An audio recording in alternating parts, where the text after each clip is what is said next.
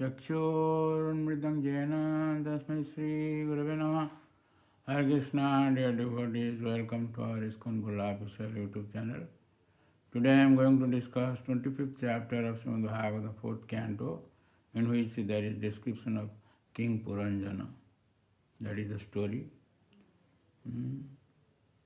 So, as we have heard in the last chapter, that the Prachitas, they met Shivaji, and Shivaji gave them this Rudra Gita, and they were practicing on that meditation or by that prayer by in that it is stated in verse 3 that while the princes were undergoing severe austerities in the water, their father was performing different types of fruitive activities, this Prachinavari.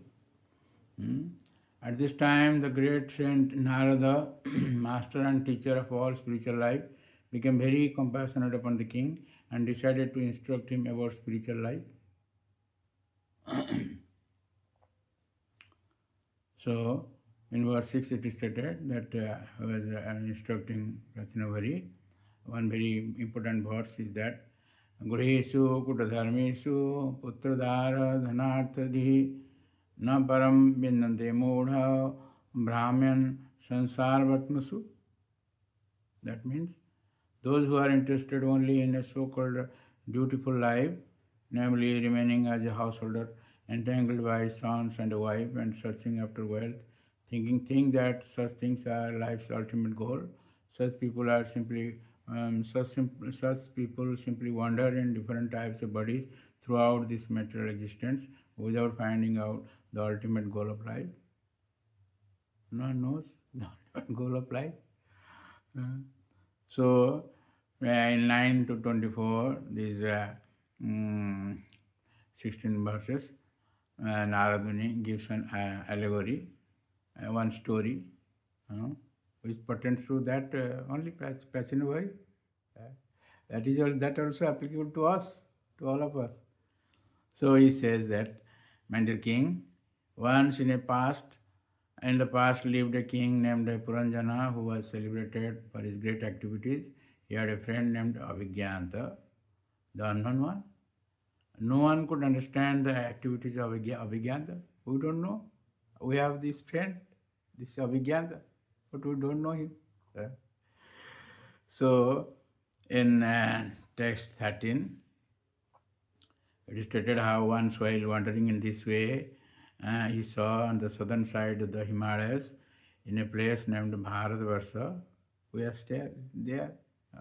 Bharatvarsha, India, a city that had 9 gates all about and was characterized by all auspicious facilities.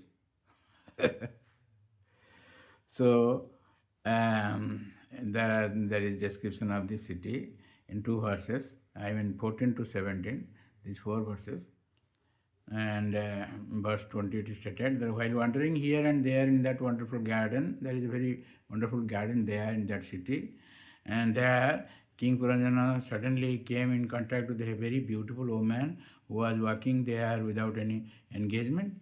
She had 10 servants with her, and each servant had hundreds of wives accompanying him. We will see, we will hear the meaning of this allegory in 2 to 3 chapters after that. We will hear. So, 25 to 44, these 20 verses, this beautiful lady becomes Puranjana's wife.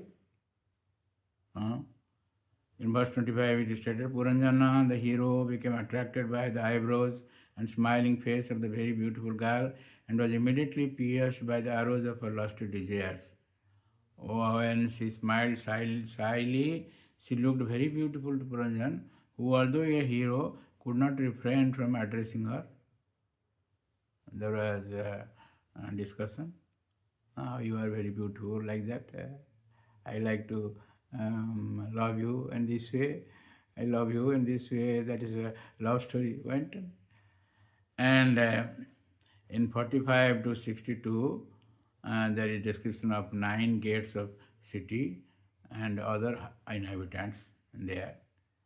So in verse 45 it is stated, of the 9 gates in that city, 7 were in the surface and 2 were subterranean. A total of 9 doors were constructed and those led to different places. All the gates were used by the city's governor.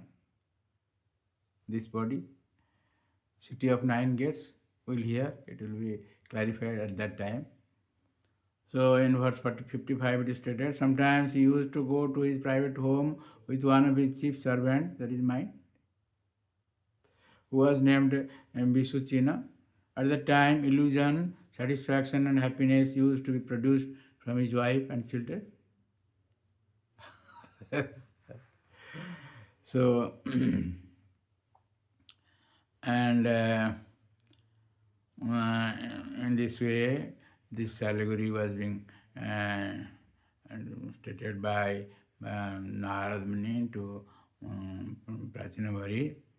In this way, King Puranjana was captivated by his nice wife and was thus cheated. Indeed, he became cheated in his whole existence in the material world. Even against that poor foolish king's desire, he remained under the control of his wife, just like a pet animal that dances according to the order of its master. Dances according to the order of this master. In this way, Narad Muni says this story that actually this pertains to us. We don't know what is our goal. We are wandering aimlessly. So this will be stated in from chapter 26 to 28. These 4 chapters describes about Puranjan. Who is this Puranjan? We will hear about that in chapter 29. Puranjana. This Puranjana, we ourselves. We have been wandering in this material world since time immemorial.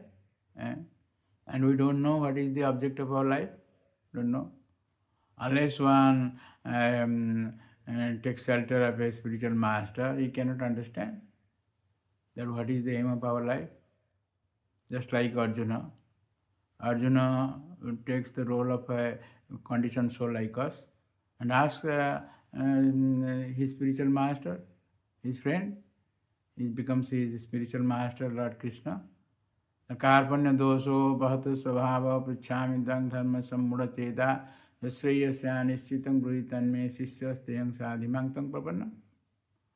I am affected by this miserly attitude, so that I don't know what is my real dharma, what is Shriya, what is the ultimate object of our life, ultimate aim of our life, we don't know.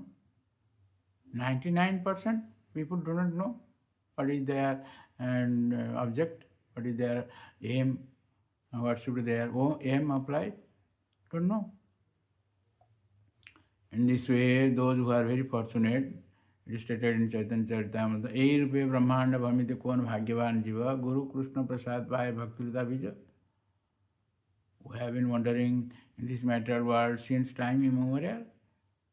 Only when those who are very fortunate, they take shelter of the spiritual master and the Lord Krishna, and they get this bhakti lata, they get this bhakti, a devotional service. And by taking care of this devotional service, plant of devotional service, one achieves Krishna prema, that is the Pancham Purushartha, that is a real dharma of ourselves. And if we get that love of Godhead, then our life becomes perfect, successful. So in this way, this Bhagavatam describes about this, our ultimate aim. And Bhagavatam also begins with that. So Naguru asks these 6 questions. And this first question is like that. Tatra tatra jasajasman bhavatang jad vinishchidam punsame ekantata shreya tanme sansitam arasi. What is my ultimate aim? You please tell me. So we do not know. So we are very fortunate that we are listening to this Bhagavatam, and our life will be successful. So thank you very much for listening to this lecture, and please don't forget to subscribe, share, and like our channel and get the blessings of the Lord. Hare Krishna. Hare Krishna, Krishna Krishna, Hare Hare, Hare Rama, Hare Rama.